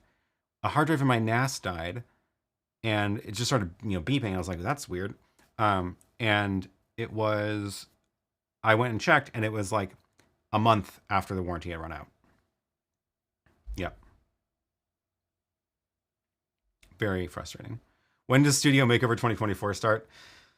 I'm trying not to redo the studio every year. Last year was funny because I went through a bunch of different iterations and landed back at the original. But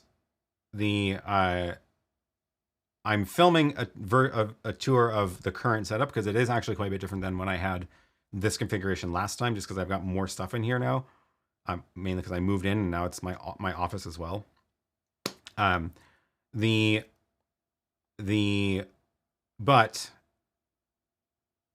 yeah, the 2024 makeover, I'm not planning on doing like a massive makeover in here, but there are a couple things I would like to change. But I'm going to film this first, just to snapshot it before I do any change up anything too much. The main thing I would like to change though is that I'm looking around. So this is my not good camera that's up on the desk, up on the shelf. It's messy in here. I can't avoid some of that. Like that stack of boxes. Well, the OBSBot boxes are not permanent part of that stack. That stack of boxes is all stuff that's going to go into the house eventually. So eventually that stack is going away. So I'm not worrying about tidying that up right now. I have nowhere else to put it right now, but it's like the speakers for the ceiling and stuff like that. HDMI distribution. But like that stack of boxes, I need to clean up and deal with it.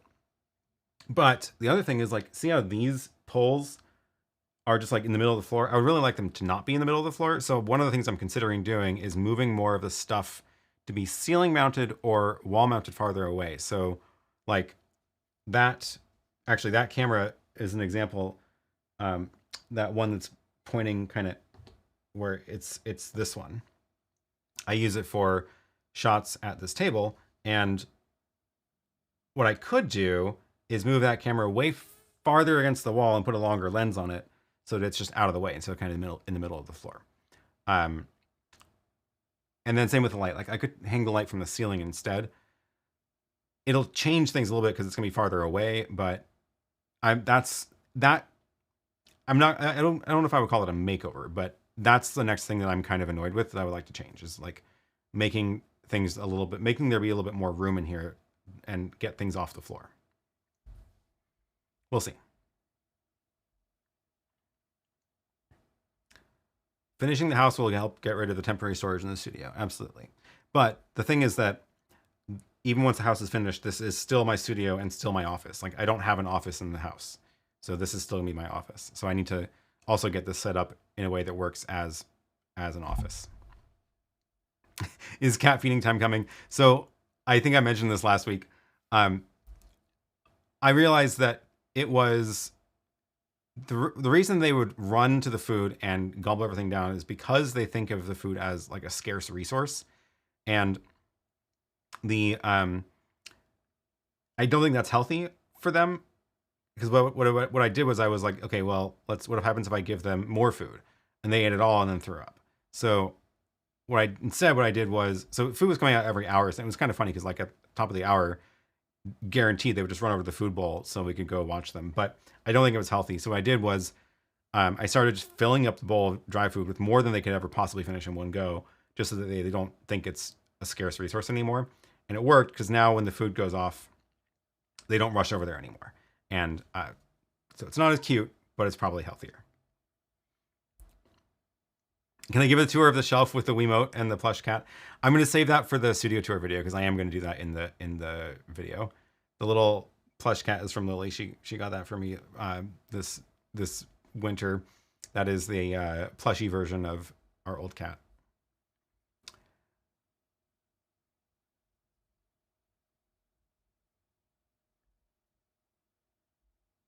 Graham says, I don't think the cats are visible on that screen. They're both too fuzzy. I don't have the right sound effect for this. I need the wah, wah, wah. Yes. The cats are currently asleep on the couch. And they'll be very excited for me to go back upstairs and hang out with them. Culture Ronnie says, best way to add web overlays on the ATEM.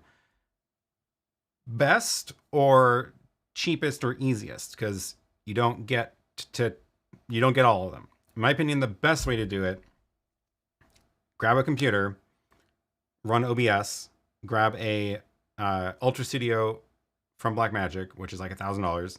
Actually, I think the cheaper one works also. It's not 4K if you don't need 4K, which you probably don't for an ATEM Mini.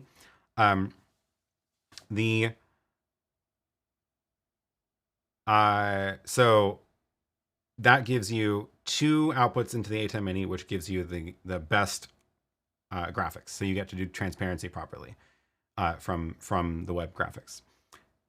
That's the best. That's what I have here. I like it. It is not a portable setup because it requires a computer, another device, 2 cables into the ATEM, but I do think it's the best.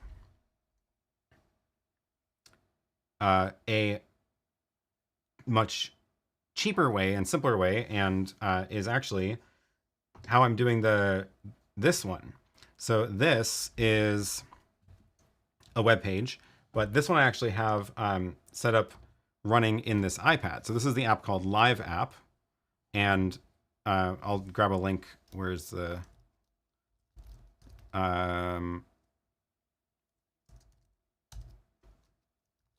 where's the link? There we go. I'll drop this link in the chat. So this does a bunch of stuff. One of the things it does is has this overlay feature, which does let you bring in a web page. So I have a web page loaded up here, and then it outputs over HDMI into the ATEM. I don't get transparency this way. It's only just the straight, you know, what I'm doing is I'm cropping it in the ATEM. So the web page is, you know, that 2/3 of the screen or whatever. So I'm not using the rest of this. So when I go back into the ATEM and do this is a super source layout with the iPad input on the left and the camera on the right. And that is much simpler than an Ultra Studio setup, but you don't get the transparency properly.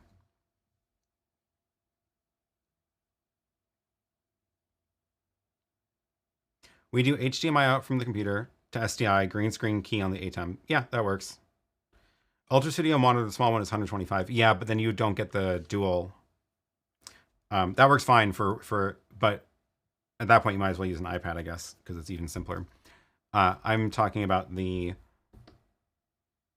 capture and playback. This one, I can't remember. Does this one have both HD Mini? Yeah. So it has the 2 SDI outs, so you can use one for the color and one for the alpha channel. But this one only has 1 SDI out, so you only get 1 channel.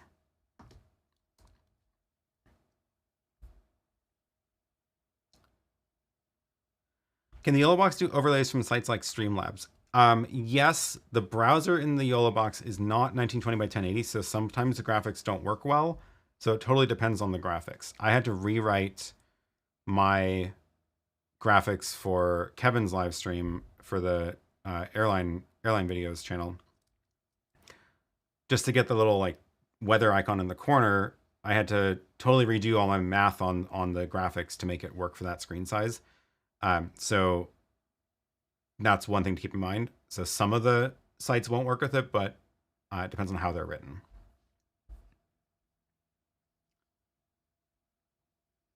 Daniel says, I'm getting a lot of ads in the live stream. Am I the only one? I haven't experienced ads during a live stream before. I support and love the stream. It's just the first for me having ads in live. Well, thanks. I don't know why you're getting more than like other people, but I do have monetization turned on, and it's set for like YouTube just managing it. But yeah, so it's just like I don't really see any of it. If you do have a YouTube Premium, then obviously you don't see ads. I don't know if channel. Now I'm curious. Are the channel members also seeing ads? I hope they don't. That's an interesting one. Matt says, wife texted lunch is ready. See you next week. Goodbye, everybody. This was fun. Thanks for joining. Turning Point Communication says, I went ceiling mounting for lights and mics. Best saving change I made. Yeah. Might have to do that. Dan's explaining video is getting an ad every 6 minutes. That's a lot. What is it set to? I have YouTube. Let YouTube insert mid-rolls. Balanced viewer experience. That's not very descriptive. Choose how. I can schedule a set frequency. 6 minutes is the most frequent. That's a lot. Show ads to viewers at different times to maximize revenue. Interesting. These are all new. I haven't seen these options before. Or I can insert ads manually. I don't have a good way to do that.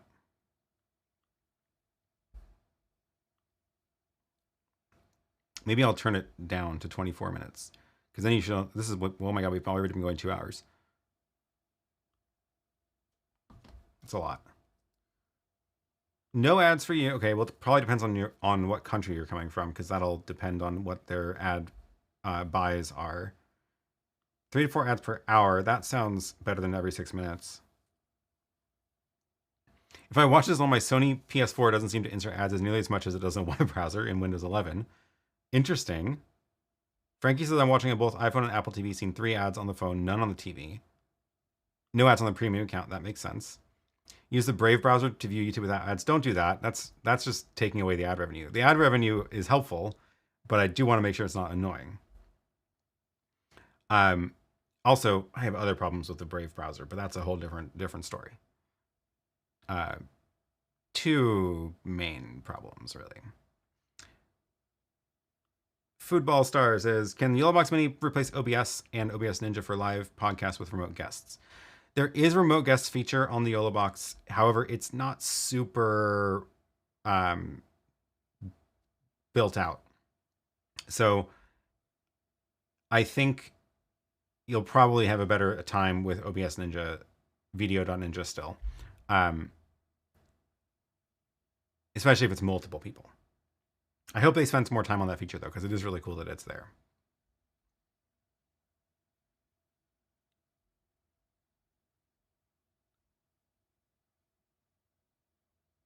All right, I'm scrolling. No one asked, but I've done some testing, and I think the estimator Demon 6S adds 1 frame of latency via the SDI pass-through. It seems that the frame sinks don't turn off even if scaling is turned off. That sounds reasonable. Ceiling mount is better than side mount. I had a side once, never again. Yeah. Do the ad changes take effect immediately? I don't know. I think so, but I'm not 100% sure. It looks like they did. But I don't really see it, what everybody else is seeing. Raul says, not related to anything, but I just learned yesterday that podcast is a combination of the words iPod and broadcast. Yep. So it just worked its way into the language at this point. Testing schedule live stream. Set the live stream initially as private. Start the stream and check that it's all good. Then while it's streaming, click edit to go back in and change it to public. You can do that. I don't think it's a good idea. One reason is because then your replay includes all your testing. And if you have the DVR feature turned on, which I do, which lets you scroll back now and scroll back and watch it while I'm streaming, as soon as you went public, people will be able to scroll back and see all your testing. So I wouldn't do that. If you don't have DVR turned on, then there is no replay and there's no scrolling back. So I guess it'd be fine. But no, I would not recommend doing that.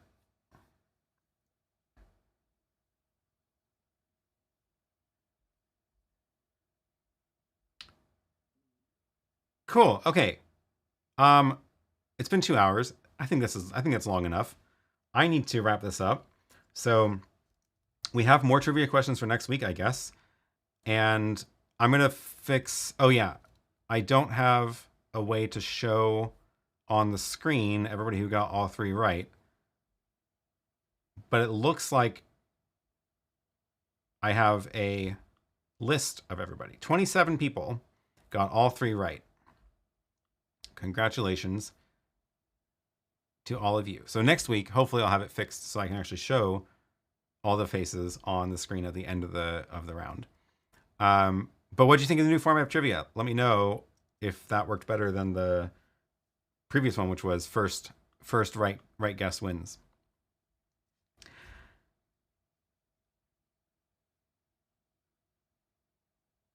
Talk about Brave browser next week?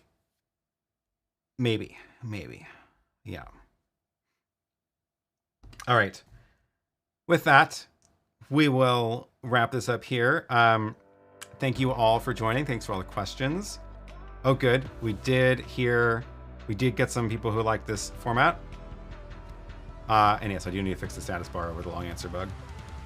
Thanks to all the channel members for support. Thanks to Michael and Marcin, who are extreme supporters of the channel.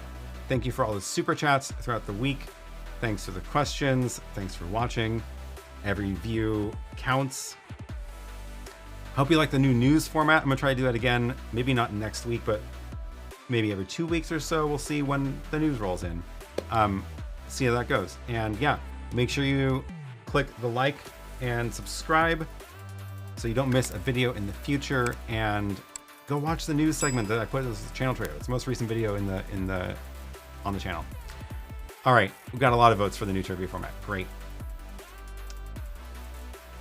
Thanks everybody. Thanks for the support. I'm going to go upstairs and sit under a cat for a little while and chill out.